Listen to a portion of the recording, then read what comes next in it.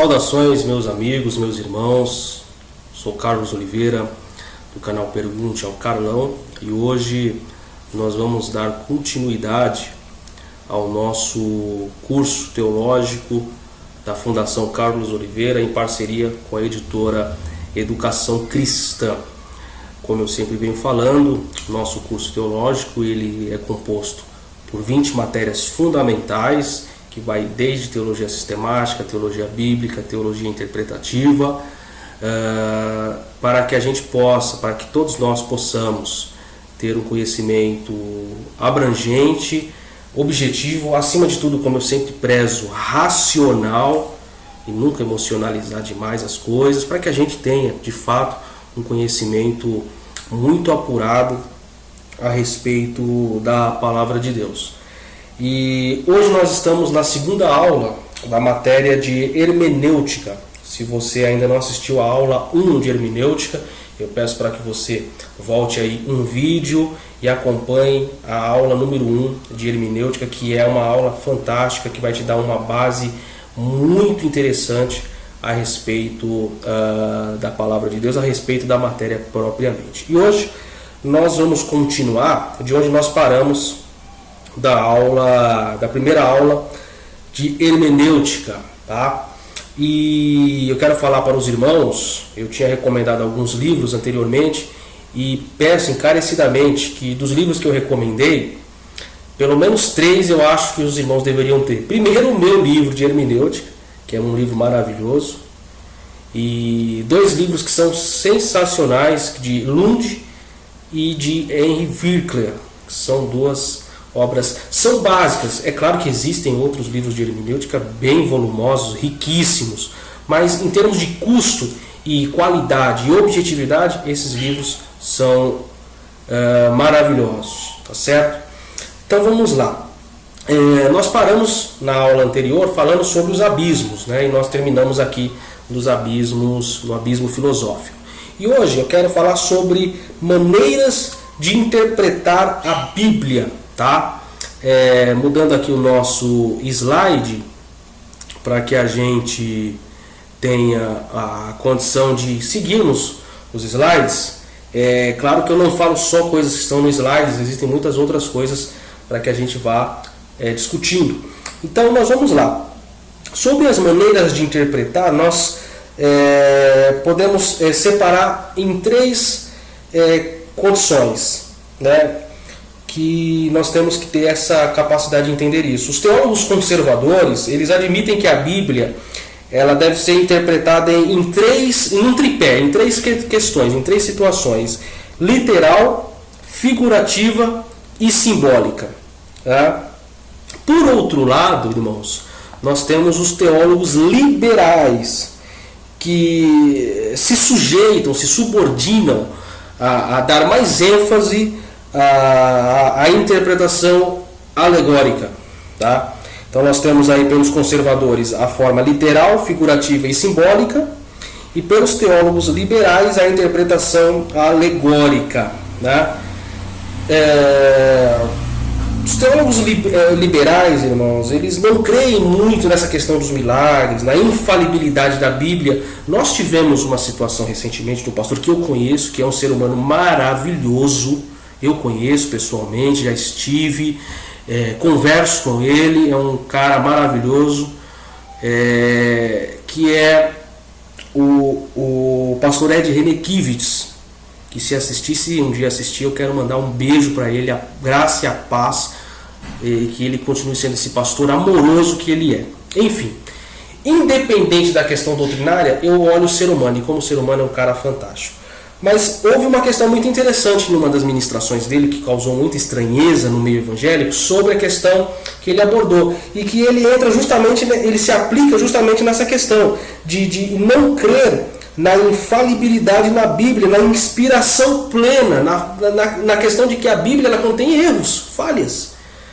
Numa questão exegética, como eu falei em um vídeo anterior, na questão das traduções, né, é possível sim, irmãos, que o nosso texto em português, a nossa Bíblia em português, não só em português, em inglês, em espanhol, em japonês, seja lá qual for o idioma, o fato de ela ser uma interpretação de interpretações, uma tradução de traduções, pode ter ocorrido muitos acréscimos. É por isso que eu falo, a gente dá muita ênfase à questão da sola escritura. Amém. Eu creio na inspiração e creio que a Bíblia é perfeita. Mas eu não posso fechar os olhos para a possibilidade de que irmãos lá atrás, intencionados de forma benéfica ou maléfica, não importa, podem ter acrescido alguma coisa ou tirado outra. O que aconteceu, irmãos? Com certeza aconteceu. Irmãos, imaginem você que me assiste, se vocês tivessem um dia de acesso à biblioteca da Faculdade Gregoriana de Roma e tivessem acesso aos livros escondidos, o quanto vocês iriam descobrir e teriam de conhecimento? O acesso é fundamental, irmãos.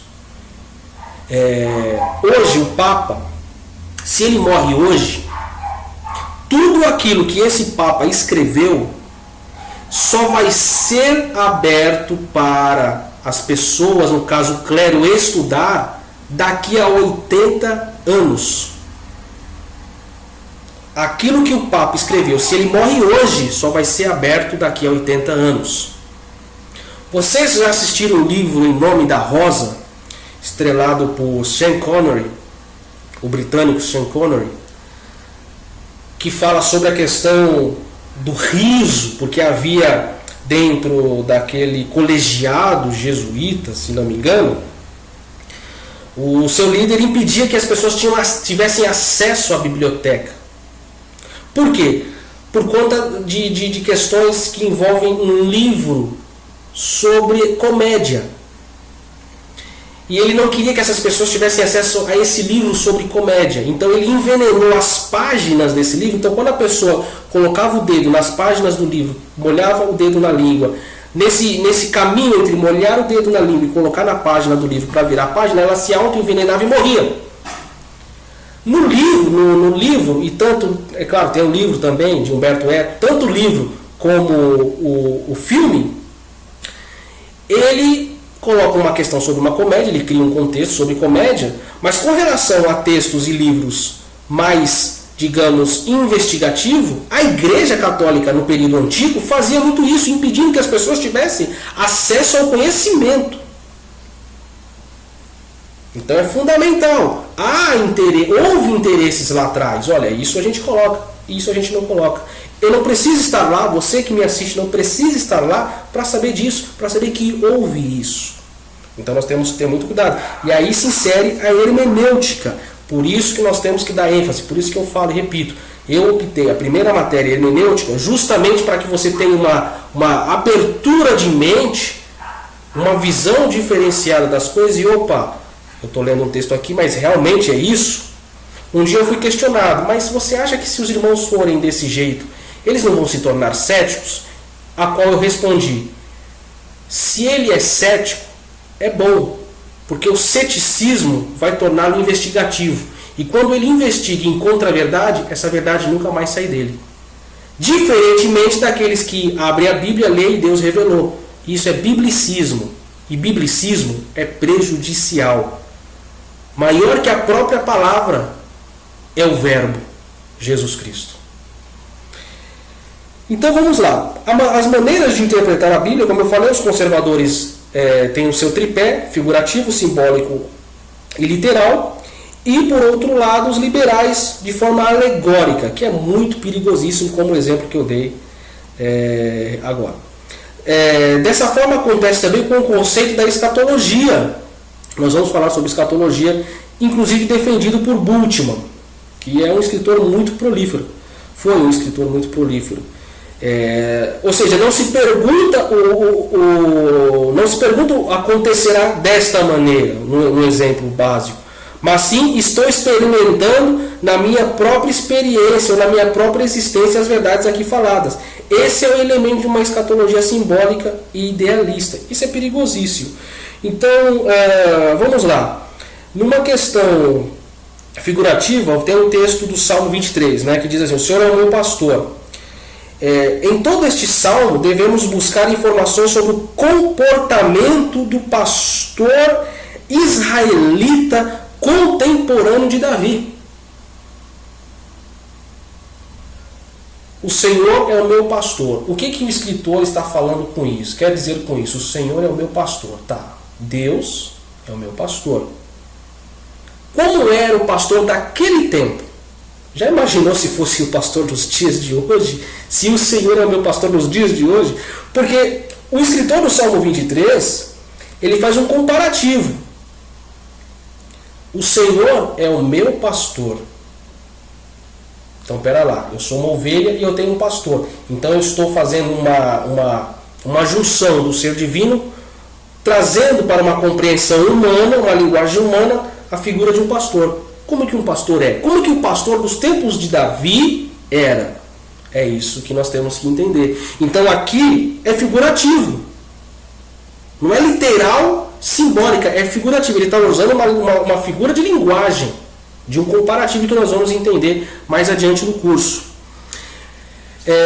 Tem aqui no nosso slide que nós temos que estudar a Bíblia a partir de um pressuposto de que ela é a autoridade máxima em questão de religião, fé e doutrina, né?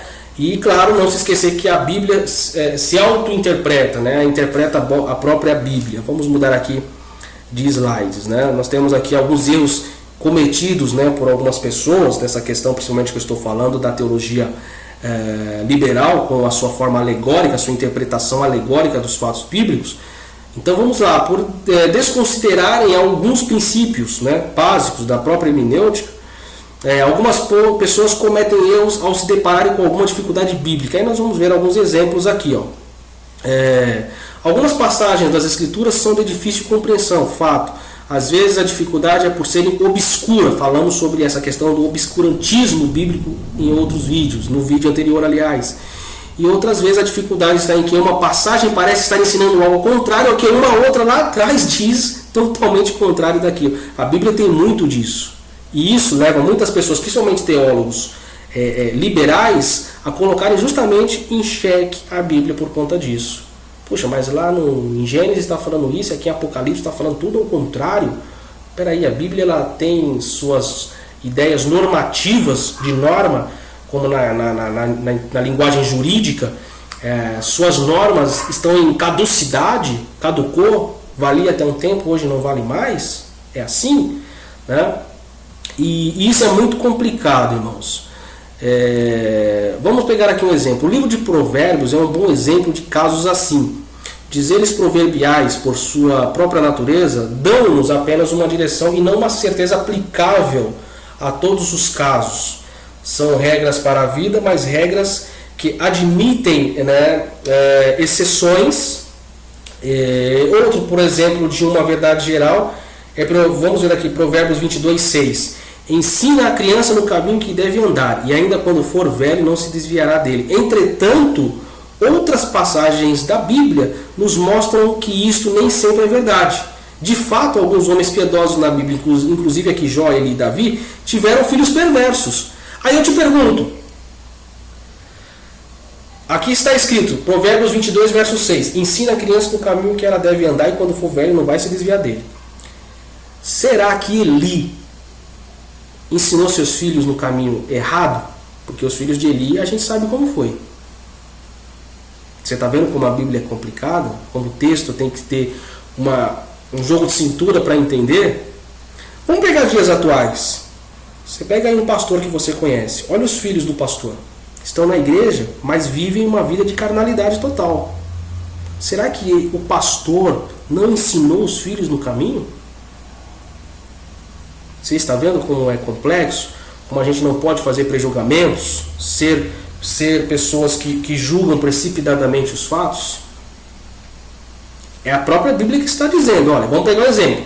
Ensina a criança no caminho que ela deve andar. E quando ficar velho, não vai se desviar dele. Mas e Davi? Que teve muitos filhos. Será que Davi não ensinou? Filhão, é desse jeito aqui, ó. Filhão, é desse jeito aqui. E quando cresceu se tornaram os demônios? Como explicar isso? É por isso que a hermenêutica ela te dá essa base. É por isso que nós temos que ter esse jogo de cintura de saber entender o texto. Nem tudo é uma regra. Há subjetividades e há questões normativas dentro de uma interpretação. Normativa subjetiva. Uma coisa é algo normal, é algo estabelecido como norma, fato. Outra coisa é algo subjetivo. Existem uma situação, o caminho é esse, mas, ou porém, como no caso de Naamã, ele é general, porém, tem os poréns. Nós temos que entender justamente como se aplicar a esse porém. Tá? É um erro admitir que tudo que a Bíblia contém seja recomendado por ela. Vou repetir, é um erro admitir que tudo que a Bíblia contém seja recomendado por ela. Toda a Bíblia é verdadeira, mas ela registra algumas mentiras, como por exemplo as de Satanás, no Gênesis 3:4, logo no começo, conforme João 8:44. Eu estou falando aqui os versículos, você que tem a Bíblia, vai escrevendo e vai lendo. E principalmente, irmãos, a de Raabe, que é bem interessante. Lá em Juízes 2, verso 4, os irmãos conhecem. Ela mentiu e a sua mentira, de algum modo, deu tudo certo, né? Enfim, a inspiração está sobre toda a Bíblia de forma tão completa e abrangente que ela registra com exatidão e verdade até mesmo as mentiras e os erros dos que pecaram. A verdade na Bíblia encontra-se no que ela revela, não em tudo que ela registra. Sem que se faça esta distinção do que é aquilo que eu estou falando, da questão da revelação que ela revela e do que ela registra, é aquilo que eu falo sobre a questão de que algo foi colocado e algo foi tirado. Nós não precisamos ser expertos da Bíblia para ter essa capacidade, irmão. Nós temos que abrir a nossa mente. Dentro de uma interpretação bíblica, nós temos que pegar o livro sagrado, a palavra de Deus, e estudar isso aqui. Meditar. Não simplesmente ler ou colocar o vídeo de algum pastor midiático da mídia e olha, aquele pastor tal falou isso, glória a Deus, aquele escritor americano tal, reformado, show de bola. Irmãos, esquece isso. Vamos nós estudarmos, porque você falha, eu falho, e esses irmãos midiáticos falham muito mais ainda. Então nós temos que ter essa humildade, essa condição de se dedicar e meditar na palavra de Deus. Então vamos lá, voltando aqui. Sem que se faça essa distinção, pode-se concluir de maneira errada que a Bíblia ensina imoralidade, porque ela narra o pecado de Davi. Ou seja, se nós não tomarmos cuidado, a Bíblia ela vai dar essa ideia de que está ensinando imoralidade, como eu falei aqui no caso de Davi, em 2 Samuel 11, versículo de número 4. Então, irmãos, lá em 2 Samuel 11:4, depois os irmãos podem ler na sua Bíblia, como ali se descreve aqui que eu escrevi, que promove a poligamia, porque registra, no caso, a questão do lá de Salomão, que ficou revoltadíssimo. Ou seja, são todas essas coisas que a Bíblia também registra.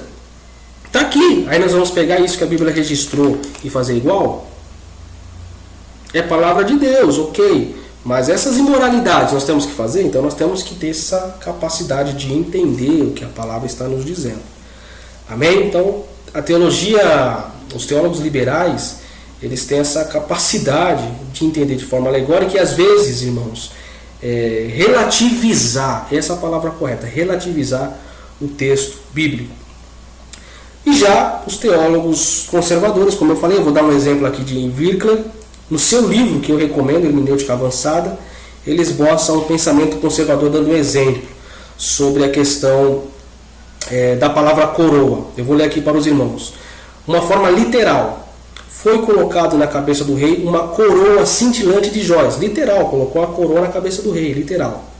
Vamos para a figurativa. Na próxima vez que me chamar de coroa, você vai ver estrelas ao meio-dia. Ou seja, a pessoa chamar alguém de coroa, que seu coroa, no sentido de que a pessoa está sendo velha, é uma forma figurativa. E a simbólica, vamos lá. Viu-se um grande sinal no céu, a saber, uma mulher vestida de sol, com a lua debaixo dos pés, e uma coroa de 12 estrelas na cabeça, lá em Apocalipse 12, verso 1. Ou seja, aqui é simbólico a palavra coroa. Ela está simbolizando alguma coisa dentro desse texto bíblico.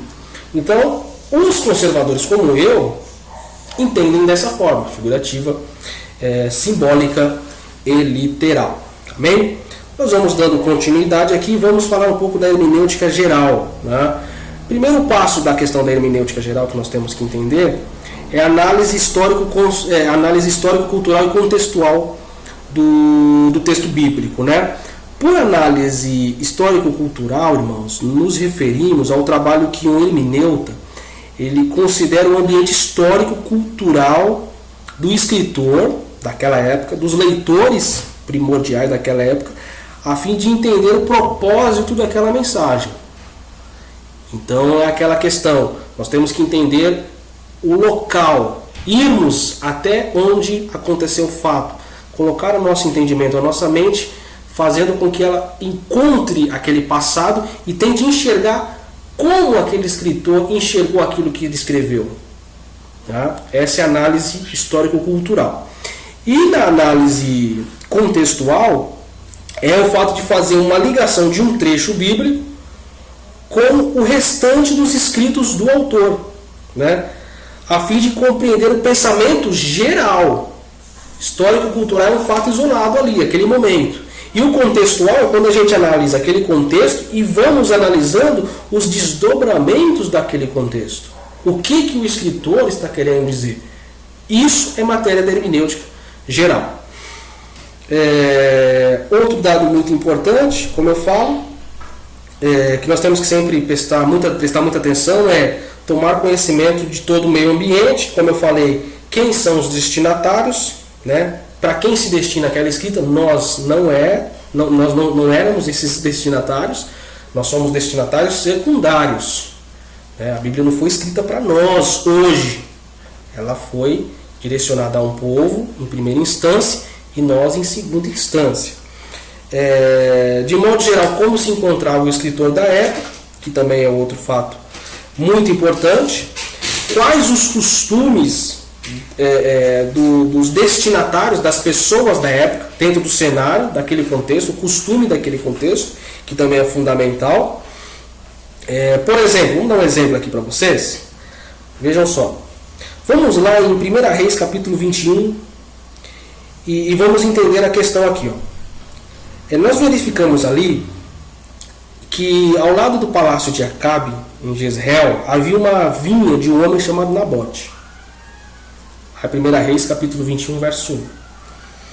Acabe olhou a vinha, gostou da vinha.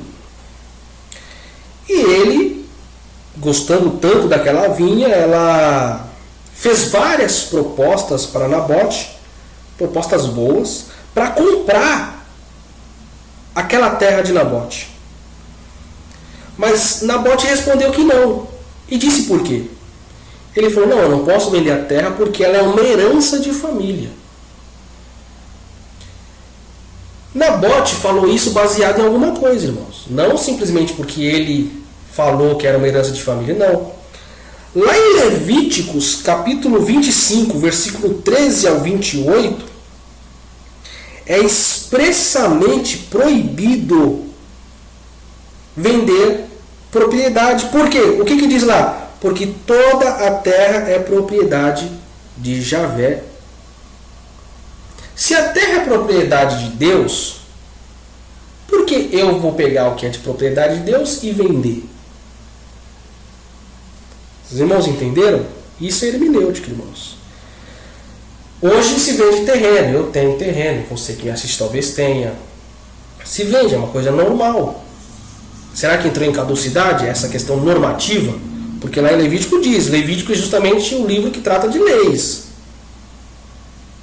Juntamente com Números, também um pouco com Deuteronômio. Se está falando que a terra é de Deus, então eu não posso vender o que é de Deus, mas se vende. Então é uma questão de costume. Outro ponto, em que situação espiritual, aí é uma questão espiritual, estava o povo daquela época, daquele momento, daquela circunstância. Também nós temos que entender esse processo. Né? Então nós temos que entender todo esse arcabouço quando a gente quer fazer uma hermenêutica concisa dentro de uma análise histórico-cultural contextual.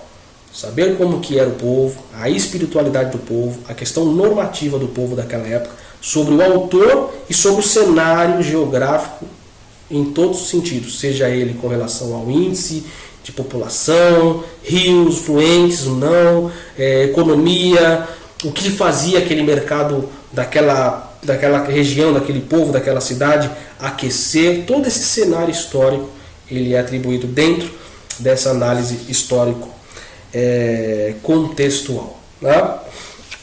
Caminhando aqui, nós temos uma outra questão muito importante dentro da hermenêutica geral, que é uma outra análise, que é a análise léxico-sintática. Nós vamos falar um pouco sobre isso, mas nós vamos nos aprofundar mais sobre isso quando nós falarmos sobre exegese, que vai nos trazer mais informações a respeito da questão da análise léxico-sintática. O que é um léxico? Um léxico é um dicionário de vocábulos hebraico ou grego, ou seja, é uma pesquisa dentro do original. Eu fui questionado uma vez, irmãos, numa entrevista, se era importante, não que era importante, mas se era realmente necessária uma regra, qualquer pregador, qualquer ensinador, qualquer pastor, qualquer líder, vamos dizer, dentro da esfera do escopo religioso, tivesse que ter fluentemente conhecimento do hebraico, do grego e do aramaico. Eu falo para você, se você pode estudar as línguas originais, estude. Se você pode estudar as línguas originais, estude. Agora, se você não pode, não tem essa condição, embora hoje há muitas possibilidades de entrar dentro de uma universidade, aqui em São Paulo a USP tem curso de hebraico, de grego, de aramaico, de línguas mortas, enfim. Você pode estudar e ingressar, são vagas pouco concorridas, você pode conseguir entrar. Mas se você não tem essa condição, o mínimo é você, dentro quando você for fazer um sermão, nós vamos ver isso em homilética também, o mínimo é você procurar o sentido original daquele termo. Anotar, fazer um rascunho, fazer lá um sermãozinho no papel, é fundamental. Ou fixar na cabeça, eu gosto mais de fixar as coisas na cabeça, enquanto dá, eu vou fixando. Para que você, quando for transmitir a palavra, se baseie o mais possível dentro do cenário original. Então, um léxico é fundamental. Nós temos dicionários bíblicos, comentários bíblicos, inúmeros livros que falam sobre essa questão da linguagem, que são fundamentais para os dias de hoje. No próprio YouTube, né? Eu tenho amigos, se os irmãos desejarem, pô, Carlos, você tem alguém que pode nos ensinar o hebraico? Eu conheço, posso recomendar para vocês. Inclusive, vou mandar um abraço para ele, professor Fábio, que é um cara sensacional, muito inteligente. E quem desejar, entre em contato comigo, que eu passo o contato do professor Fábio também. Então nós temos que estudar. Nós não precisamos ser expertos, mas o mínimo é fundamental, é legal, até para enriquecer o seu sermão, para que você não caia no achismo e, como eu falei em vídeo anterior, você consiga chegar na fidelidade plena do texto, daquilo que ele está falando. Então a análise léxico-sintática ela é super importante na sua síntese e principalmente na questão da sua utilidade. Então, vamos citar aqui um exemplo de uma necessidade com relação à síntese. Vamos lá para Colossenses, capítulo 2, verso 12, que nós temos um bom exemplo. No Novo Testamento, o batismo é sempre por imersão. Os dicionários, porém, refletem costumes eclesiásticos atuais e definem o batismo como ablução, imersão ou aspersão. Colossenses 2,12 nos mostra o batismo por imersão. Os dicionários, eles nos trazem a imersão, a ablução e a aspersão. Entendeu como é fundamental, dentro de uma síntese, os dicionários? E a sua utilidade, evidentemente, que também é bem necessária para todos nós. Tá? A importância do estudo da palavra ela é importante para o estudante da Bíblia, porque ela conduz ao alvo principal. Qual que é o alvo principal? O sentido original da palavra, a originalidade do texto bíblico, a originalidade daquilo que você vai falar. Então, se nós temos essa condição de sempre buscar nos originais, é fundamental, irmãos. Não que você tem que falar hebraico, grego e aramaico fluentemente, conhecer tudo. Não, os masoretas, todos os textos antigos, semíticos, acadianos, enfim, não, nada disso.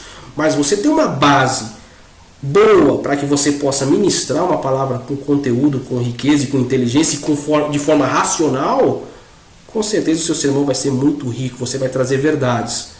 Por isso a hermenêutica ela é fundamental, por isso a hermenêutica ela tem essa sua riqueza. E é por isso que eu optei primeiramente de tratar dessa matéria, irmãos, para que a gente possa ir mais profundo nas demais disciplinas.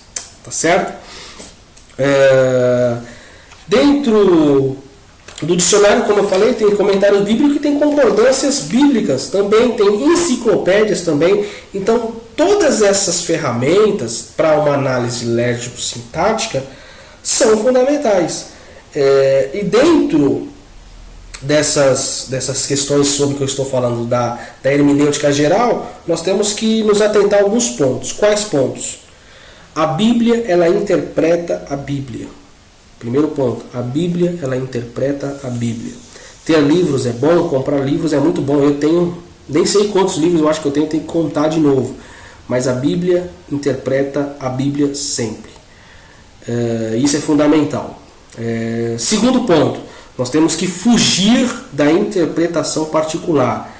Nós não podemos fazer um uso arbitrário. Olha, isso aqui serve para mim, isso aqui não serve, isso aqui eu concordo, isso aqui eu não concordo. Isso aí é uma prática da teologia liberal. Então nós não podemos nos dar o luxo de ter uma interpretação particular. É igual algumas igrejas que surgem por aí, né? Surgem muitas igrejas, nós vemos muitas igrejas. Por quê? Porque cada líder quer ter sua visão da Bíblia. Então ele abre uma igreja, não concordo com a doutrina, com o dogma daquela denominação, vou abrir a minha, e assim sucessivamente. Mas enfim, cada um tem o seu particular, né? Nós temos que sempre examinar as escrituras, sempre, né? Como a palavra de Deus nos diz em João 5,39, que examinais as escrituras porque vos cuidais de ter nelas a vida eterna. Nas escrituras, o caminho para a vida eterna, o caminho é aqui. Nós temos que conhecer isso aqui, nós temos que ter intimidade com ela, né?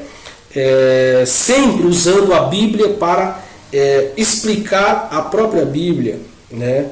Como eu falei, existem muitos livros, existem muito conteúdo, muito material, mas acima de tudo a Bíblia interpreta a Bíblia.